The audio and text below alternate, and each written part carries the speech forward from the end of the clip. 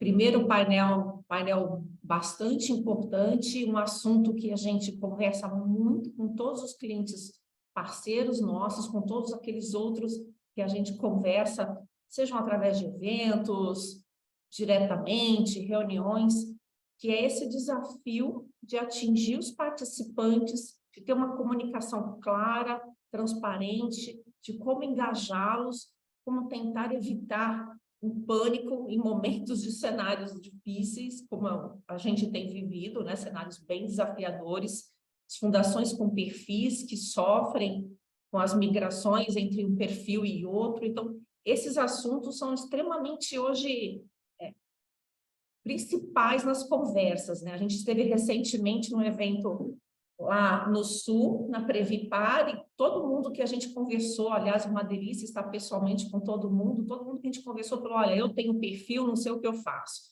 Quem não tem perfil está desesperado, porque o pessoal também cobra, gostaria de ter perfil. E tudo isso vai muito na linha do que o participante demanda, né?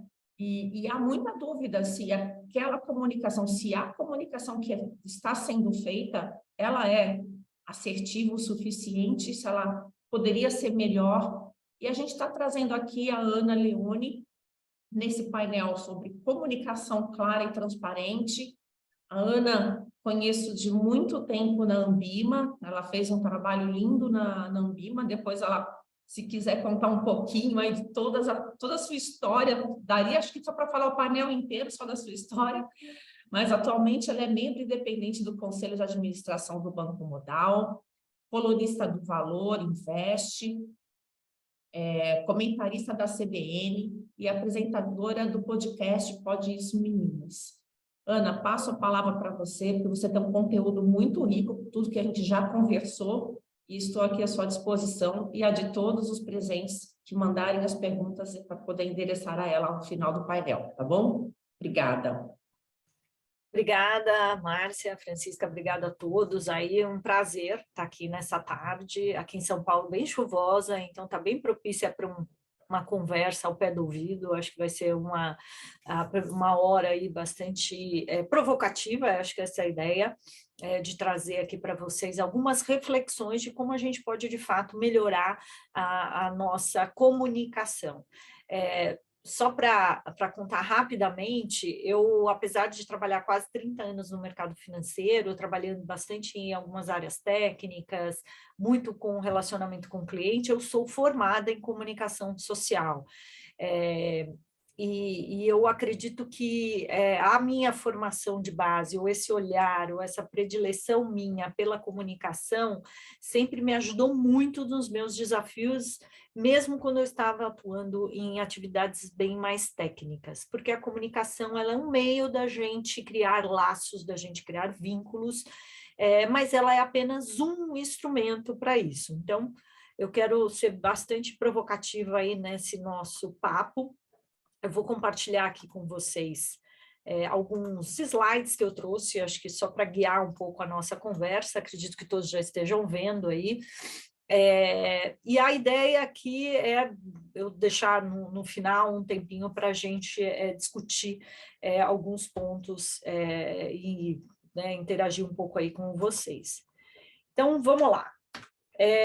Eu queria, a primeira coisa, pedir para que vocês refletissem aí como que vocês escreveriam, se vocês tivessem que escrever um manual de como amarrar os sapatos, eu queria que vocês pensassem por onde vocês começariam. Imagina que hoje em dia a gente tem vários instrumentos, os vídeos, os tutoriais, os aplicativos que são bastante intuitivos e que hoje a gente não precisa ler tantos manuais se a gente parar para pensar.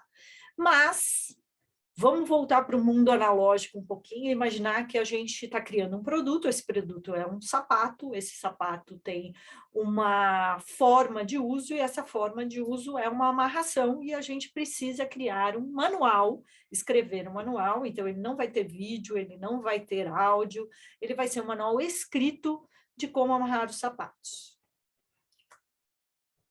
Aí a gente pode pensar, bom, que coisa mais simples, quem é que não sabe amarrar uns sapatos, né?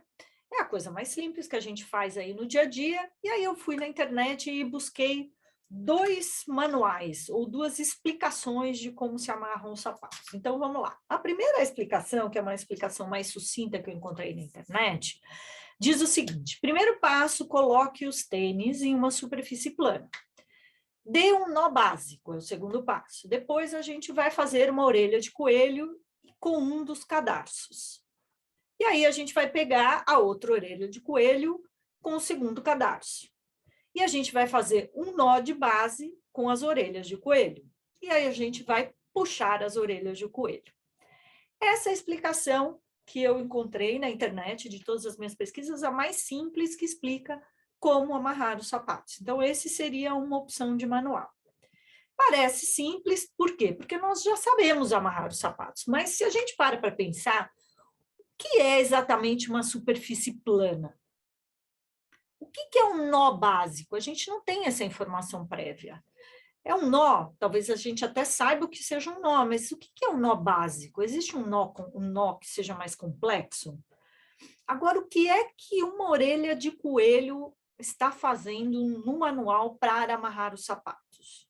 E o que vem a ser um cadarço?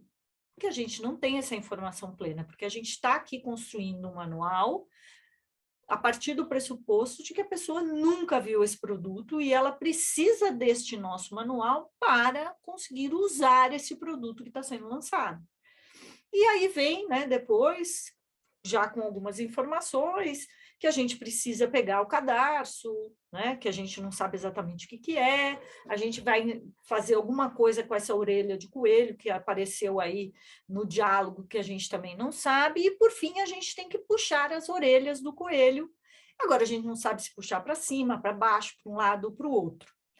Então esse é o primeiro manual, e aí a gente já tem algumas reflexões de como é a dinâmica de uma comunicação. E aí não estava satisfeita, eu fui à internet e busquei alguma coisa que fosse um pouco mais detalhada, que ajudasse nessa missão de orientar as pessoas a amarrar os sapatos.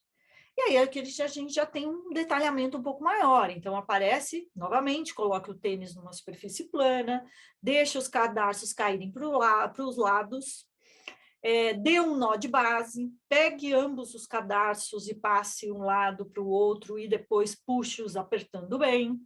Faça um laço com um dos cordões, segure o laço e aí vai. Né? Eu não vou me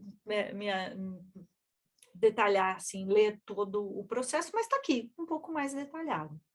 Mas vamos analisar quais as informações que foram trazidas nessa segunda opção, de manual, e que ela parece mais explicativa, ou seja, ela deveria facilitar ainda mais a ação simples de amarrar os sapatos.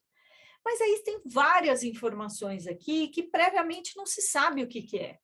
Então, novamente, a superfície plana, o cadarço, ele não sei o que é.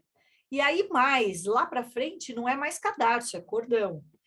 A gente está falando de novo de um nó, agora não é mais um nó básico, é um nó de base. E aí a gente também está falando aqui no passo 5, use a outra mão para embrulhar o outro cadarço em torno do laço. E por aí vai. O que eu quero trazer com esse exercício é que a comunicação eficiente não é aquela que é bem falada, é aquela que é bem compreendida, é aquela que é bem entendida. E aí a gente tem um desafio muito grande quando a gente está falando de uma coisa muito técnica, que é o universo dos investimentos, que é o universo da previdência, e que as pessoas não têm essa bagagem prévia que auxilia a compreensão dela a respeito daquilo que a gente quer explicar para elas. Eu me lembro que essa frase aqui, que eu estou colocando na tela para vocês, foi a frase que eu ouvi no meu primeiro dia de faculdade de comunicação social. E a professora me disse o seguinte: olha, se vocês saírem daqui entendendo que a comunicação eficiente é aquela que é bem falada e não aquela que não é a que é bem falada, mas sim aquela que é bem compreendida, vocês já podem se considerar bons comunicadores. E a gente acaba confundindo um pouco isso. A gente acredita que, conforme a gente fala, quanto mais rebuscado, mais detalhado, mais a gente acreditar que está sendo bem explicado, a gente pressupõe que essa mensagem ela será bem entendida, mas essa máxima não é verdade. Então, a primeira coisa que a gente precisa entender, então, que a gente está falando de um assunto bastante técnico, e mesmo que a gente conseguisse chegar na excelência da linguagem e que ela fosse uma linguagem simples e capaz de ser bem compreendida, a gente tem um outro fator que acrescenta um elemento mais complicado ainda nessa conversa, que são as emoções. Porque a relação das pessoas com o próprio dinheiro é emocional. A minha relação com o dinheiro dos outros, ela é uma. A relação com o meu próprio dinheiro é outra, apesar de ser uma pessoa que trabalha há quase 30 anos no mercado financeiro. Então, esse é um aspecto importante da gente entender. Então, primeiro, que a gente precisa se fazer entender, e a gente precisa considerar que não necessariamente nos fazermos entender vai ser suficiente para que a gente consiga que a outra pessoa entenda aquilo que a gente está falando, porque entra em jogo aí as questões emocionais. Então, a gente tem também aqui alguns desafios, e eu trouxe só algumas coisas para a gente trazer de cenário, de como as pessoas pensam a aposentadoria delas. Há uma dificuldade muito grande da gente fazer essa projeção no futuro. Então, por mais que aqui a gente esteja falando com pessoas, né, com vocês, que são dirigentes de produtos, em que há uma proximidade muito grande ali com as pessoas, né, com os contribuintes dentro dos fundos, há um relacionamento já estabelecido de alguma forma com os seus clientes, porque no fundo eles são clientes de vocês, há uma dificuldade muito grande deles se projetarem nesse futuro. E a expectativa que essas pessoas têm a respeito desse futuro, elas acabam impactando quase que diretamente a forma como elas se relacionam, seja com a vida futura dela na aposentadoria, ou seja, na relação que ela estabelece com vocês. Então, se a gente perguntar aqui para as pessoas de onde vem, né, ou de onde virá o dinheiro que a sustentarão no futuro, isso é um dado da Ambima, do raio-x do investidor, a gente tem um dado bastante alarmante, que as pessoas, elas ainda acreditam em uma parcela significativa, dá para ver aqui, deixa eu colocar só uma opção de ponteio aqui para eu direcionar. Aqui, ó, a população geral mapeada por essa pesquisa, 44% acredita que o dinheiro que a sustentarão na aposentadoria virá do INSS. Se a gente fizer essa estratificação por classe social, a classe social A e B, 35% acredita que a maior parte do recurso que a sustentarão na aposentadoria virá do INSS. Então, a gente está falando aqui de uma distorção de expectativa futura muito grande. Se a gente traz isso para a classe C, se a gente traz isso para a classe D e E, passa a ser um pouco mais compreensível essa visão de que os recursos que a sustentarão no futuro virão do INSS. Porém, quando a gente está falando aqui da média da população e quando a gente está falando do público A e B, né, da classe A e B, a gente está falando de uma expectativa que certamente não será cumprida lá no futuro. E quando a gente pergunta, né, então, de onde virá? Aí aqui a gente entra na previdência privada, que é bem a praia de vocês. Então, a gente está falando que apenas 4% das pessoas acreditam que o futuro financeiro delas será garantido pela previdência privada.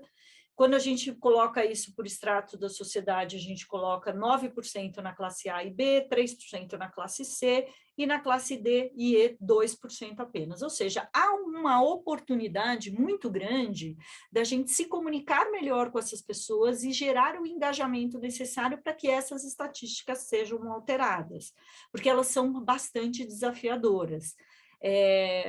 Para quem não sabe, eu trabalhei 17 anos na Ambima, e acompanho essa pesquisa desde a sua primeira edição. E foi um dos dados que mais me chocou na época, de saber que as pessoas, a despeito de toda a discussão, né, da reforma da Previdência, ainda elas depositam a expectativa ou a esperança de que a aposentadoria, né, a Previdência Pública será capaz de manter a qualidade de vida financeira dessas pessoas. Eu escutei um sinalzinho aí, tá tudo bem com a minha comunicação? Só para ter um... Tá, sim, tá tudo tranquilo. Ok, que eu escutei um bipzinho, falei, acho que caiu. Não, Eu também ouvi. Bom, então, quando a gente olha esses números e a gente olha o tamanho do desafio que é se comunicar, a gente tem um mar, né? Que é até o pano de fundo aqui, a gente está dentro de um mar. Tem um mar de possibilidades e um mar de desafios, mas eu trouxe um elenco aqui daqueles desafios que eu acredito que sejam mais comuns quando a gente está falando da pauta de previdência e quando a gente está falando das expectativas das pessoas e as oportunidades de melhoria. A primeira delas é como a gente consegue criar um diálogo para engajar as novas gerações.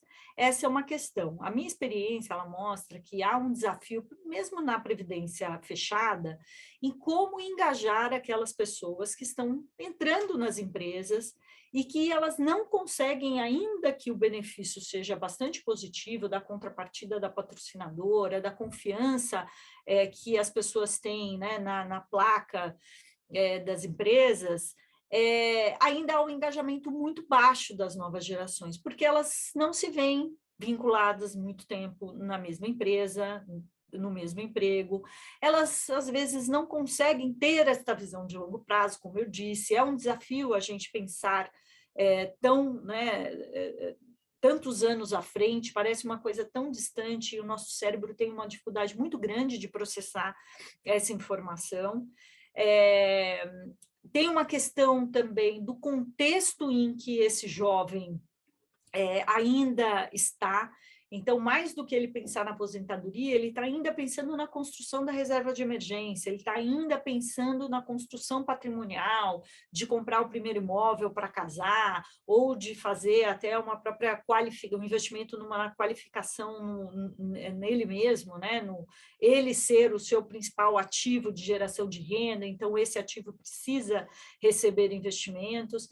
Então, há um desafio primeiro aí, que é engajar essas novas gerações a pensar no longo prazo e a principalmente compreender o benefício que é investir numa previdência, seja ela aberta ou fechada, mas aqui a gente está focando na previdência fechada.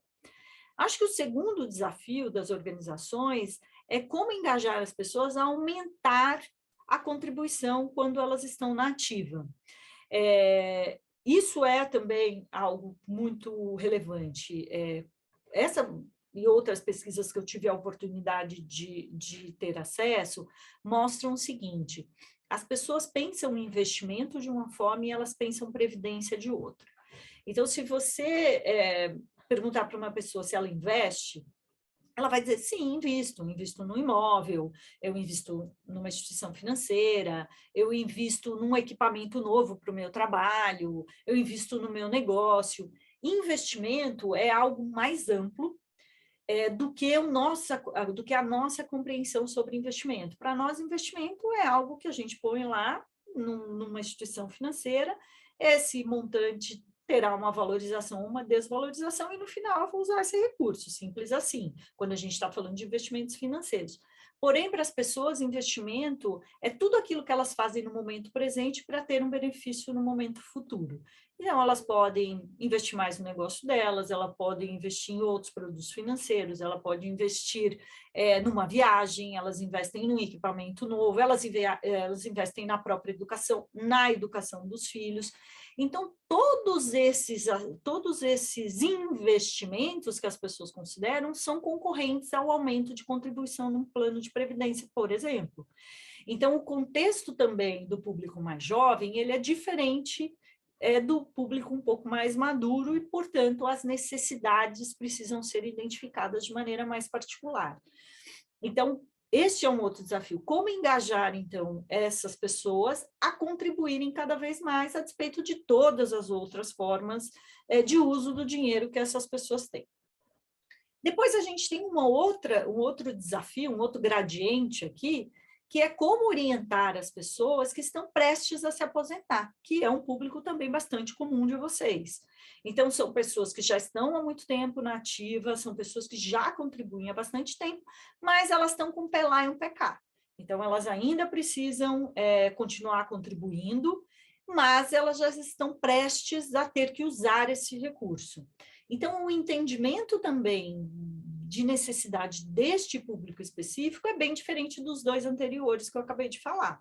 E é diferente também do último desafio, que é fazer o dinheiro durar.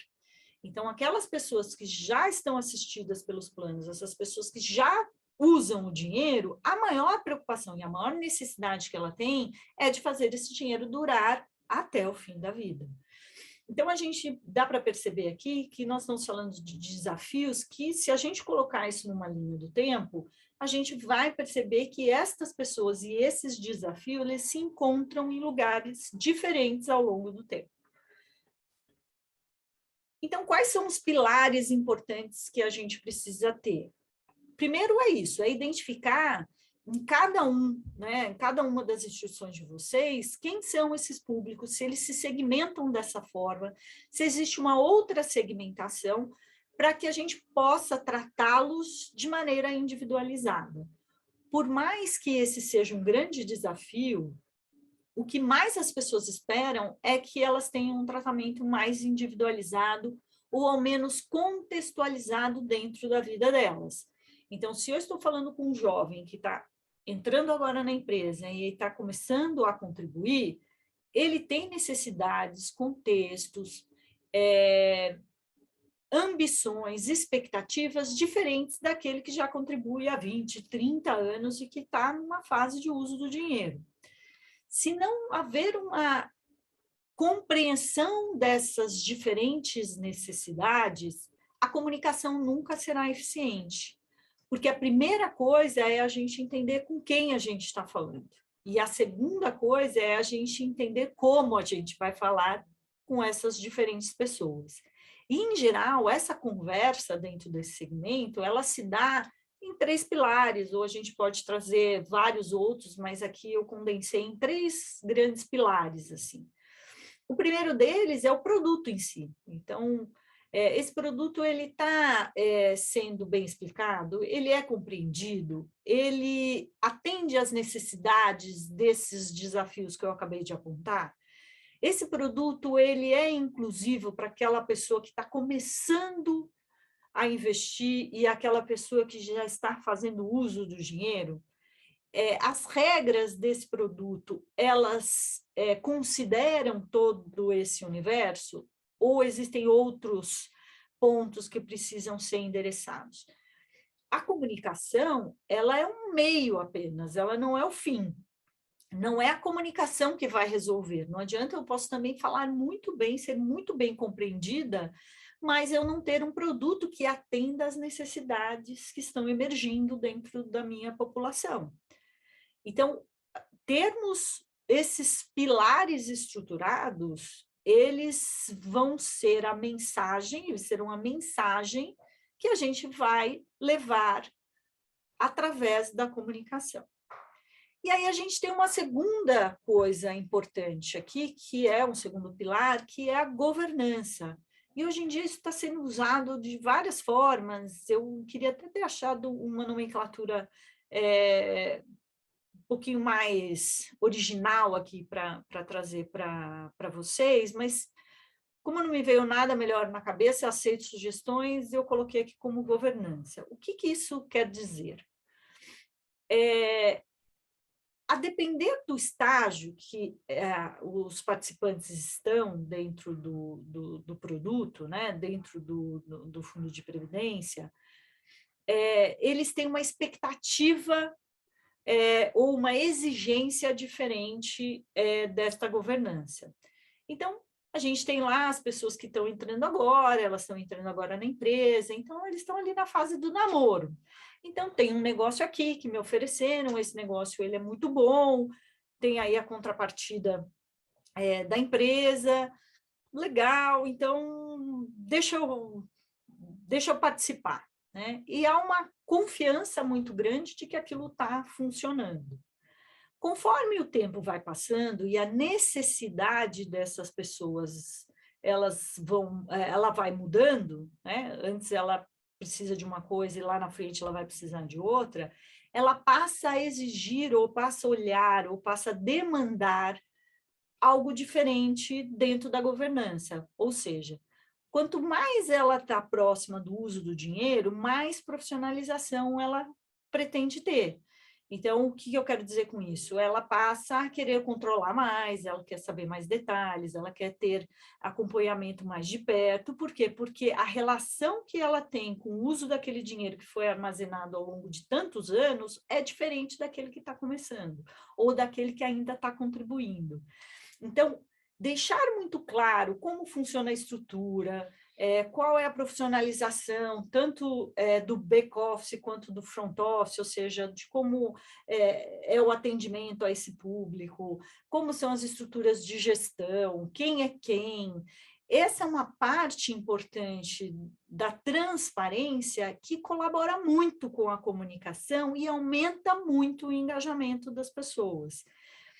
Então, este é um outro pilar relevante de se de trazer mais à tona, né? De vocalizar mais, de falar sobre a estrutura, de mostrar quais são os processos, que as pessoas, quanto mais transparência elas enxergam, maior a confiança. E essas informações, novamente, elas precisam ter uma cara e um corpo, né? Uma forma e um colorido, a depender de quem a gente está entregando a comunicação. E a comunicação é o terceiro pilar, não há dúvida nenhuma. E aí, esse pilar, ele é um pouco diferente, porque ele nada mais é do que o serviço de mesa, né? É a comunicação que é o salão do restaurante. Aqui a gente está falando da estrutura de cozinha, da estrutura da qualidade dos temperos, a gente está falando da qualificação dos chefes, dos sous-chefes, a qualidade do atendimento dos garçons. Isso tudo é a governança, a limpeza do local. Quando a gente está falando do produto, é o cardápio, a comida, a carta de vinhos, é o que vai ser servido e o que se espera comer naquele lugar, que está muito bom, tem um monte de gente boa ali. A comunicação é o serviço, é a percepção que as pessoas vão ter daquilo tudo. Porque você pode ter uma ótima cozinha, limpa, com uma comida excelente, mas a pessoa pode ir para casa com uma percepção diferente daquela que você quis passar. Por isso que, novamente, a comunicação mais eficiente é aquela que ela é compreendida, que ela é assimilada. Então, quando se pensar numa comunicação, que seja uma comunicação que se engaje, é importante que a gente tenha clareza de quais são os pilares que a gente vai comunicar e como a gente vai comunicar, quais são os recursos que serão usados para essa comunicação, para que a gente possa usar a comunicação como um meio. Porque há uma expectativa, e isso é muito comum, eu trabalhei muitos anos com comunicação, eu costumo dizer que a comunicação e a tecnologia são duas disciplinas ineficientes na sua essência, elas sempre dão problema. Quando você comunica demais é um problema porque as pessoas não compreendem, quando você comunica de menos é um problema da comunicação. A gente estava antes aqui de começar, né, entrar no ar com vocês, falando sobre tecnologia, que já aconteceu de estar aqui numa live e cair a energia, de perder o sinal, porque sempre vai dar algum problema, né? Aconteceu já em eventos históricos, com pessoas papas de tecnologia, porque são variáveis que às vezes elas fogem no nosso controle. Então, acredito eu que uma coisa importante, a reflexão que vocês precisam levar para dentro de casa, é quais são esses pilares que precisam ser estruturados, quais são os públicos que eu atuo, como é que é a minha comunidade, né? Quem são os meus, a minha turma ali, como é que se dá aquela tribo? Tem mais de uma tribo, são várias tribos, são necessidades distintas, e aí sim a comunicação ela vem como um instrumento para ligar esses pilares, sejam quais forem, direcionarem para estas pessoas que têm necessidades bastante específicas, e a comunicação ela vem com esse suporte necessário para que as coisas se converjam. E uma outra coisa importante é que a gente precisa também entender, quando a gente olha aqui, o papel que vocês assumem na vida destas pessoas, né, dos participantes dos planos, ao longo de toda a vida. Então, esse gráfico aqui, ele mostra as fases da vida. Eu costumo falar bastante em palestras, até vi que na abertura vocês vão ter aí um conteúdo, se não tiveram ontem, sobre longevidade. É uma das coisas que eu venho estudando muito desde 2018, em um evento que eu tive a oportunidade de participar no Japão, que é a gerontologia financeira, né? Que ela é um instrumento bastante eficiente e que ela precisa ser considerada porque ela leva em consideração não apenas o enriquecimento, né, ou a gestão do dinheiro, mas de todo o processo e toda a vida financeira das pessoas. Então, se a gente olhar aqui, nós nos dividimos nessas 3 fases. A gente tem uma fase ali inicial da vida que é uma fase de gastos e que talvez aquele primeiro desafio ali que eu trouxe no slide, alguns slides atrás, que são pessoas mais jovens que estão constituindo família, são pessoas que ainda estão no processo de formação. Então, essas pessoas têm como a tônica principal da vida dela gastos. Então, se elas não são gastos para alguém, elas estão tendo um alto gasto para si. Ou elas não têm uma renda ainda suficiente que dê a elas um fôlego tão grande para poupar. Seja para contribuição, né, que é indiscutível o benefício de você contribuir com uma parte do seu salário, portanto, você nem conta com aquilo e ainda ter uma contrapartida da patrocinadora. Isso é muito relevante. Mas, para muitas pessoas, isso faz a diferença no orçamento cotidiano, e isso precisa ser considerado. E aí a gente está falando desta primeira fase da vida aqui, que está em laranja, que vem desde o nascimento até ali, quando a gente começa a nossa formação, a gente conclui, aliás, a nossa formação. Então, aqui a gente tem pessoas que estão com filhos pequenos, pessoas que estão ainda em formação, pessoas que estão criando ainda o seu contexto de patrimônio, mas é num estágio bastante inicial. Depois a gente tem aqui a fase de produção do dinheiro, que é o auge profissional, que vai aí dos 25 aos 65 anos. Até porque 65 anos é a expectativa de vida saudável do brasileiro. A gente sempre acompanha a expectativa de vida, né, ao nascer, que é o que o IBGE acaba sempre divulgando, e no Brasil é de quase 78 anos. É uma população bastante longeva e a gente vai ficar cada vez mais longevo. A gente ganhou em 30 anos que países desenvolvidos levaram 100 anos para ganhar em longevidade. Então, a gente sempre considera essa medição da expectativa de vida ao nascer, mas um dado que talvez seja mais preciso é a expectativa de vida saudável, ou seja, quando nós temos a nossa plena faculdade de decisão e de trabalho. Então, a gente tem ainda energia física, a gente tem um contexto intelectual, a gente tem muita de memória, né, da saúde mental, ainda em pleno funcionamento. E essa fase, ela é isso, né? Vai até a expectativa de vida saudável do brasileiro é 65 anos, e a gente começa o jogo da vida aí aos 25 anos, que a gente já está ali um pouquinho mais estabelecido, a gente começa, né, a ter um crescimento de carreira. Então, a gente está falando de 40 anos, em que é a fase de ouro da gente produzir renda o suficiente para viver, o suficiente para poupar para as questões do dia a dia, concretização de objetivos, e também para poupar para essa aposentadoria. E aí a gente entra nessa última fase, que é do uso do dinheiro.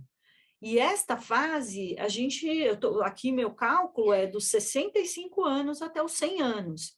Então, se a gente fizer uma conta aqui, né, durante 40 anos eu trabalho, vivo, poupo, para depois usufruir do dinheiro por mais 35 anos, que é dos 65 anos até os 100 anos. Então, a gente está falando de um ciclo de vida ou de uma realidade em que a gente precisa estar muito mais próximo das pessoas para auxiliar para ajudar elas, né, auxiliá-las em todo esse ciclo de vida. E muitos de vocês dirigem previdências, fundos de previdência, fundos de pensão, que tem pessoas que vão ficar nele por 40, 45 anos. Então, isso é uma relação de longo prazo. E aí, novamente, a comunicação ela vem como um instrumento que pode engajar e pode ajudar mais nesta missão. E tem um outro fator que aqui, né, e é uma crítica que eu faço ao que a gente tem como modus operandi atual. A gente é muito convocado, a gente é como cliente, ou a gente é muito focado como profissional de mercado a estar próximo do nosso cliente nesta fase aqui de acumulação. Então, é muito comum, né? A captação de recursos, as instituições buscam clientes para suas carteiras de investimento, e a gente não está tão preocupado com esta fase ou esse apoio da fase de desacumulação. Essa é uma tradução que é assim que a gerontologia financeira traz mesmo, né? E aí, só para a gente, aqui um exemplo para a gente refletir. Imagine que a gente tem dois indivíduos, duas pessoas, uma delas que fez a lição de casa direitinho. Ela entrou na empresa, ela começou a trabalhar, começou a construir o patrimônio financeiro dela. Contribui com o máximo num fundo de pensão, ela consegue ter recursos suficientes para poder fazer as suas coisas do dia a dia, manter o padrão de vida escolhido, e fez toda a lição de casa direitinho, e ela chega lá aos 65 anos aposentada. A gente tem um outro indivíduo que não fez nada. Não foi diligente, não poupou, não contribuiu para o fundo, não se preocupou muito com a vida financeira dele, chegou lá aos 65 anos sem nenhuma reserva. E, acreditem, não são poucos as pessoas que chegam nesta fase da vida, nessa situação. Então, a gente tem duas pessoas que partiram de um mesmo lugar, percorreram caminhos totalmente diferentes, estão ali no mesmo ponto, só que um tem uma tranquilidade financeira e o outro está totalmente desassistido. Essas duas pessoas correm o grande risco de, anos à frente, estarem no mesmo lugar. Se a primeira pessoa não for diligente ou não for orientada da mesma forma que ela foi ao longo de toda a vida, ela periga a se aposentar, ela fazer o uso ineficiente do dinheiro dela num curto espaço de tempo, a fase de acumulação dela, né, de desacumulação dela ser muito mais severa, e o dinheiro acabar antes dela, antes mesmo dela conseguir, né, sobrou vida e faltou dinheiro. Ela vai estar no mesmo lugar da pessoa 2, vivendo daquelas estatísticas que eu citei. Então, uma das coisas importantes que temos que nos preocupar com os nossos clientes dentro dos fundos de pensão é como orientá-los e engajá-los durante toda a vida financeira deles. Portanto, a gente só vai conseguir fazer isso se a gente conseguir segmentar de maneira bastante eficiente o nosso público, entender as diferentes necessidades e as diferentes expectativas e dirigir uma comunicação que seja mais clara, transparente, contextualizada e que aí sim ela se torna um instrumento de engajamento poderoso.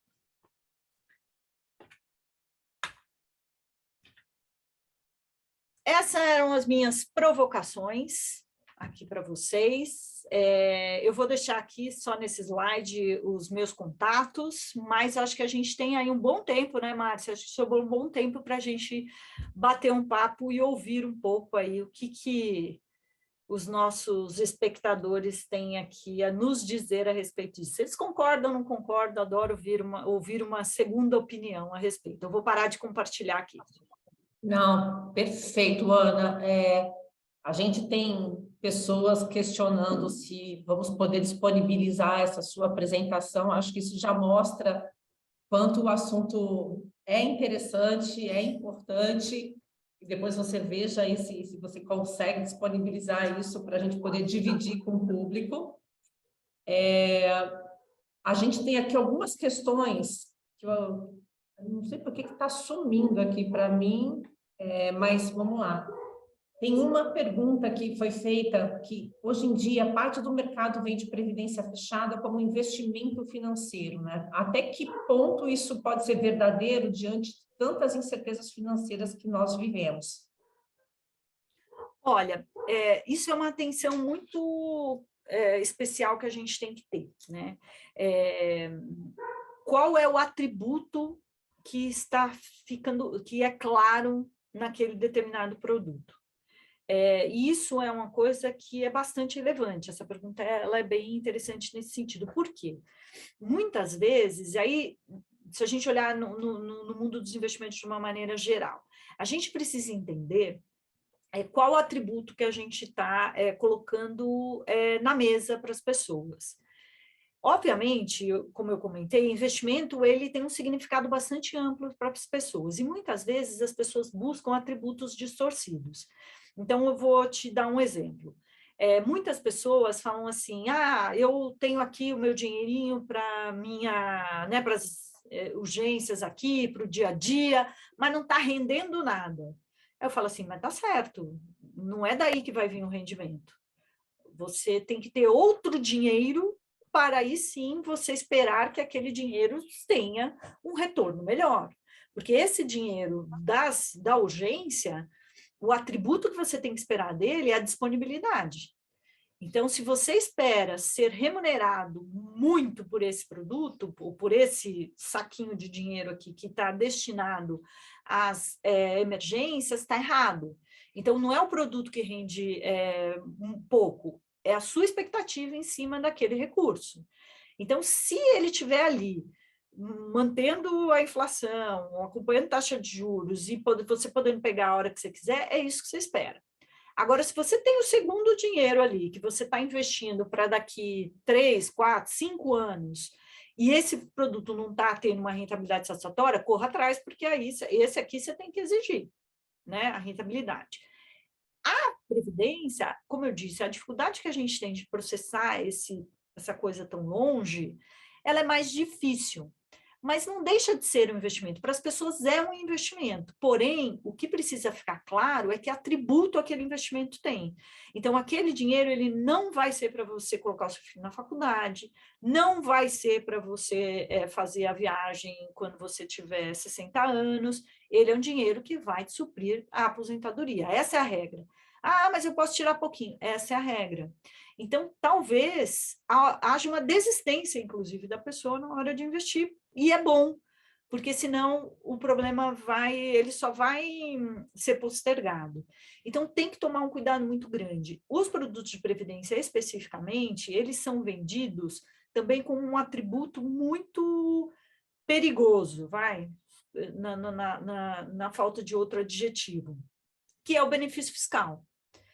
É ótimo o benefício fiscal, é excelente, mas ele não pode ser a única variável a ser considerada para investir num produto desse. Até porque a maioria das pessoas fazem a declaração simplificada. Então, de novo, a gente está oferecendo um atributo, é como você ir na churrascaria para comer sushi, ou como você ir num restaurante vegano esperando que você vai comer uma picanha.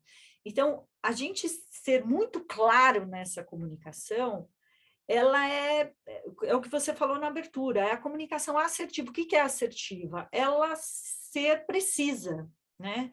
A assertividade é a gente saber perdoar as imperfeições quando a gente precisa tomar uma decisão. Então, a gente tem que ser bastante transparente, esta é a transparência. Da gente falar assim, não, então não é para você. Eu converso com pessoas que falam assim, não, eu fiz uma previdência porque eu quero viajar no final do ano. Eu falo assim, perdeu dinheiro, você já fez bobagem, né? Então, a gente precisa realmente trazer verdades, né? E explicar realmente o atributo de cada produto.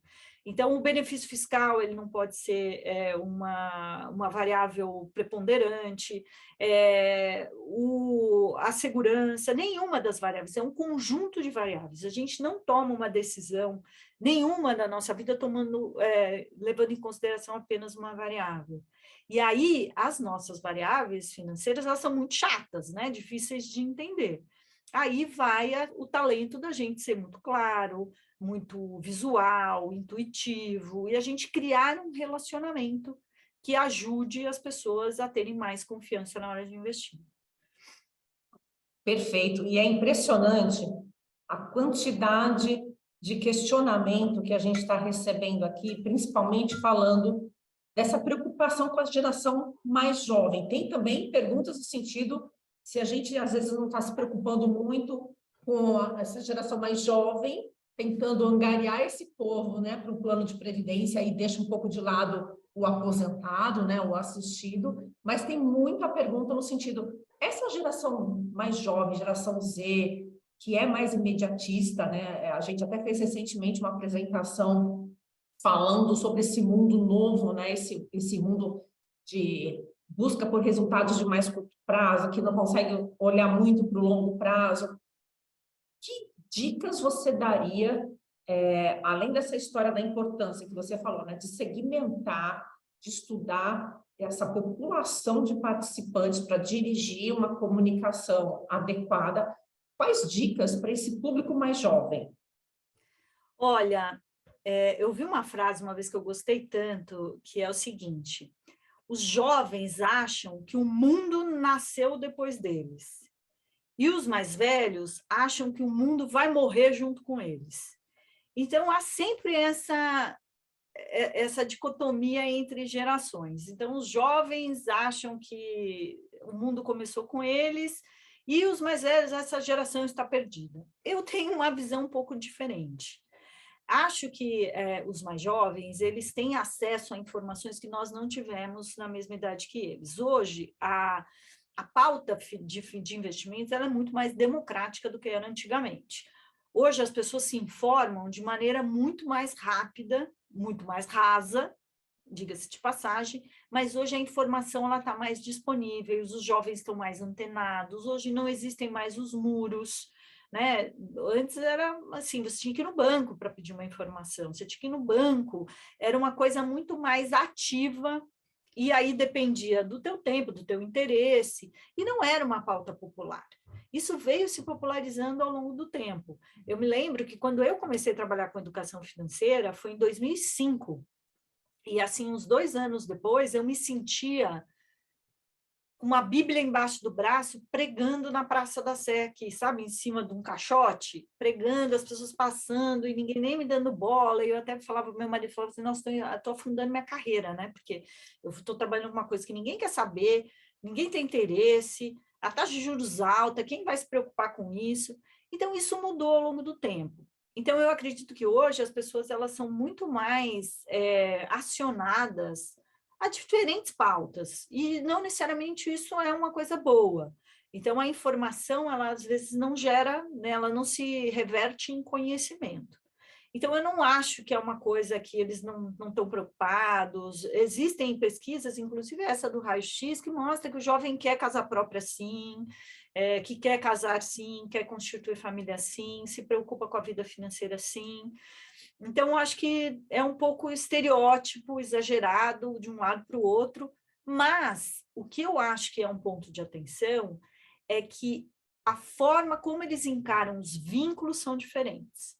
Então, diferente da minha geração, que quando eu comecei a trabalhar, eu entrei no mundo corporativo aos 19 anos, eu acreditava que eu me aposentaria, eu iria até o último dia da minha vida laboral naquela empresa.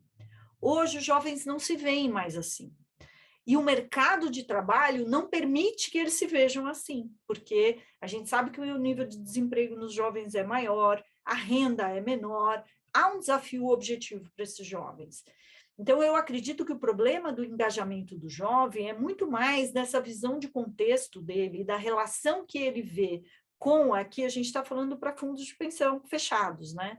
O vínculo que as pessoas, que esses jovens se vê com a empresa, do que a despreocupação deles com a vida financeira. E tem um aspecto que eu trouxe também, são pessoas que têm a renda menor, eles estão construindo, eu fiz uma pesquisa recente, um papo com grupos de jovens, e eles falam assim, olha, eu estou comprando apartamento porque eu vou casar. Então, essa pessoa, 5% da renda dela, por mês, faz muito a diferença, porque ela acabou de fechar uma linha de financiamento que já está comprometendo 20% da renda dela, e a gente já está falando de 25% de uma renda que é média mais baixa, que vai ser comprometida. Então, isso prejudica a qualidade de vida dele em algum aspecto. Então, eu acredito que não há essa despreocupação total, acho que é um engajamento e uma conscientização de que esse futuro chega, e a explicação clara das regras, porque mesmo que ele entre na empresa e fique um ano, ele pode levar o dinheiro que ele depositou. Então, ter mais transparência sobre as regras dos fundos facilita aumentar o engajamento dos mais jovens. Perfeito. Tem uma pergunta aqui que ela é bem tricky, né? Assim, porque fala como combater a cultura do CDI do Brasil e trazer as pessoas para o plano de previdência, com todas essas questões. E aí, assim, até engatando nessa pergunta, eu lembrei bem de um exemplo que você deu quando a gente conversou, que eu achei até que seria legal você contar aqui, que foi quando vocês fizeram aquela coisa de perguntar para uma pessoa o que é uma poupança, e a pessoa desenhava o porquinho e a dificuldade de explicar o que é um fundo, né? Então, às vezes pode ser mais fácil a pessoa comprar lá o CDB de um banco pagando 100% CDI do que entrar no fundo de previdência, que, como você bem disse, se não explicar regra, não explicar funcionamento de forma muito simples e muito transparente, acaba inibindo um pouco a adesão com um plano desse, né?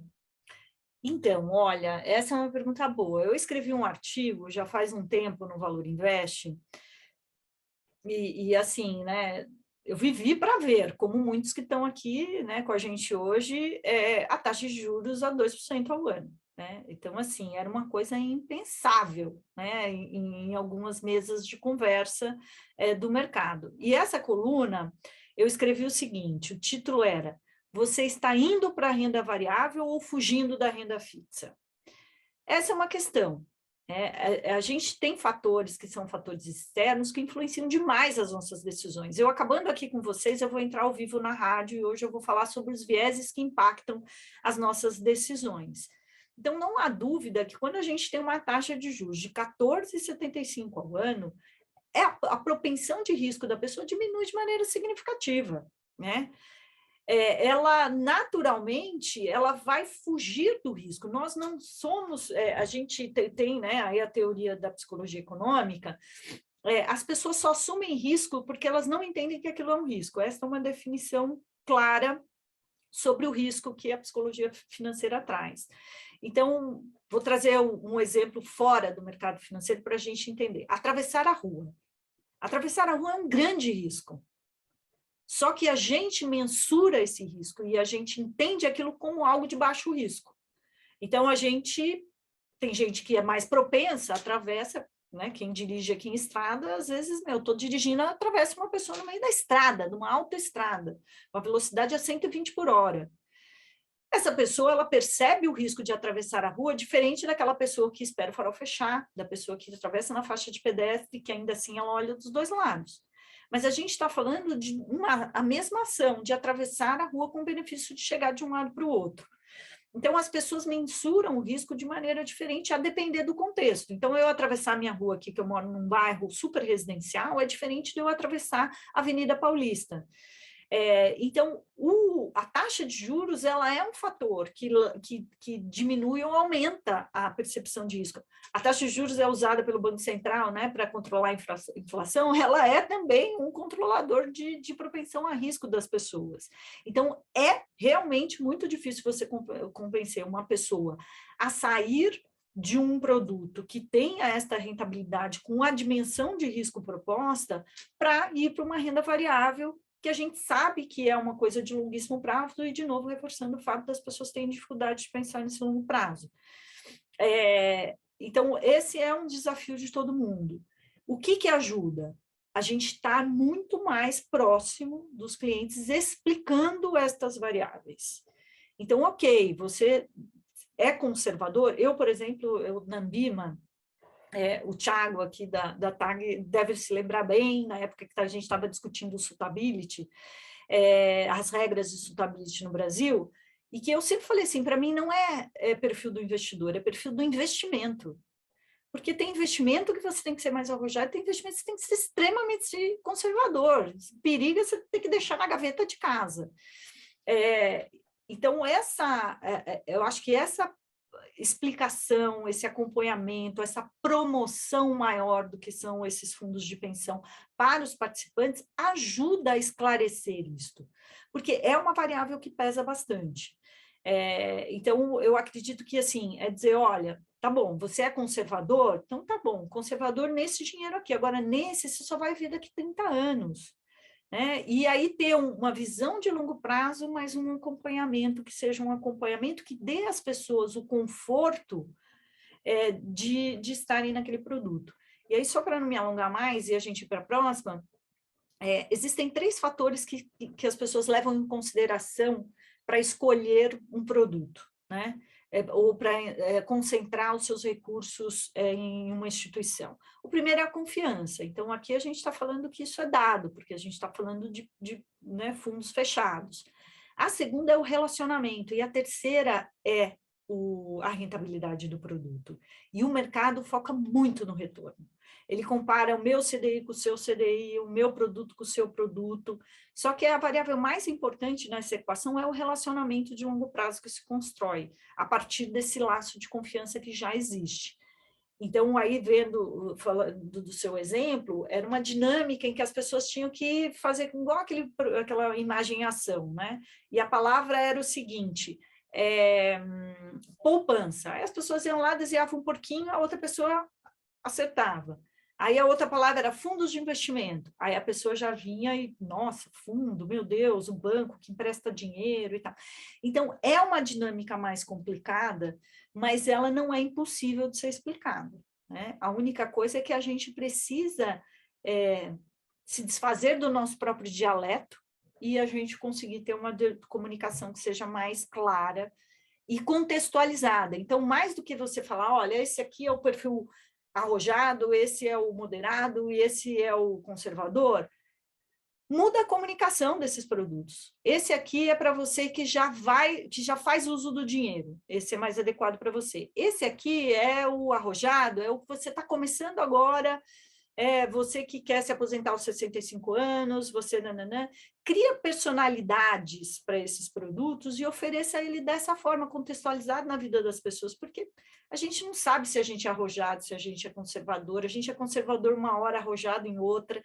Então, a questão é que quando a gente ganha um cliente, vem uma pessoa junto, e essa pessoa é cheia de sentimentos e emoções, e é isso que acaba estragando o rolê ou dificultando o nosso diálogo com eles.